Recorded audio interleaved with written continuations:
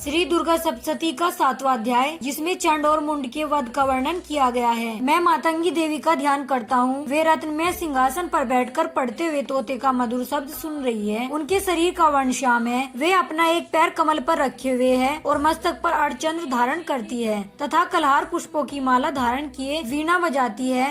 उनके अंग में कसी हुई चोली शोभा पा रही है। वे लाल रंग की साड़ी पहने हाथ में शंख में पात्र लिए हुए है। के वदन पर मधु का हल्का हल्का प्रभाव जान पड़ता है और ललाट में बिंदी शोभा दे रही है। ऋषि कहते हैं, तदंतर शुंभ की आज्ञा पाकर वे चंड मुंड आदि दैत्य चतुरंगनी सेना के अस्त्र शस्त्रों से सुसज्जित हो चल दिए। फिर गिरिराज हिमालय के सुवर्ण में ऊंचे शिखर पर पहुंचकर उन्होंने सिंह पर बैठी देवी को देखा।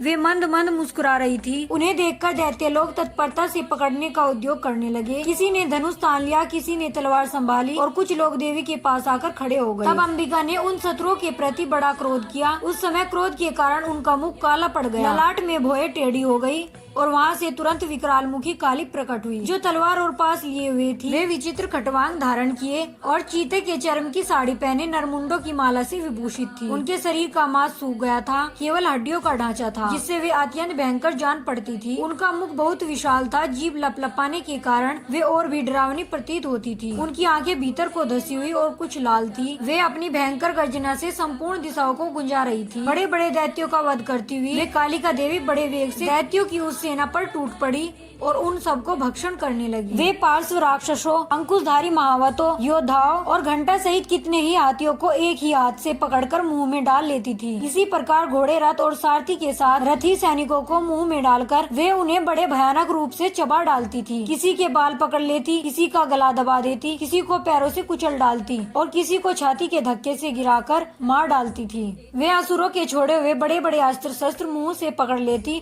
और रोष में भरकर उनको दांतों से पीस डालती थी। काली ने बलवान एवं दुरात्मा दैत्यों की यह सारी सेना रोंद डाली, खा डाली और कितनों को मार भगाया। कोई तलवार के घाट उतारे गए, खटवांग से पीटे गए और कितने ही असुर दांतों के अग्रभाग से कुचले जाकर मृत्यु को प्राप्त हुए। इस प्रकार देवी ने असुरों की उस सारी सेना को क्षण भर में मार गिराया। यह देख चंड उन अत्यंत भयानक काली देवी की ओर दौड़ा तथा महादैत्य मुंड ने भी अत्यंत भयंकर बाणों की वर्षा से तथा हजारों बार चलाए हुए चक्रों से उन भयानक नेत्रों वाली देवी को आच्छादित कर दिया। वे अनेकों चक्र देवी के मुख में समाते हुए ऐसे जान पड़े मानो सूर्य के बहुतेरे मंडल बादलों के उदर में प्रवेश कर रहे हो। तब भयंकर गर्जना करने वाली काली ने अत्यंत रोष में भर विकट अट्टहास किया। उस समय उनके विकराल वदन के भीतर कठिनता से देखे जा सकने वाले दांतों की प्रभा से वे अत्यंत उज्जवल दिखाई देती थी। देवी ने बहुत बड़ी तलवार हाथ में ले का उच्चारण करके चंड पर धावा किया। उसके केस पकड़कर उसी तलवार से उसका मस्तक काट डाला। चंड को मारा गया देखकर मुंड भी देवी की ओर दौड़ा।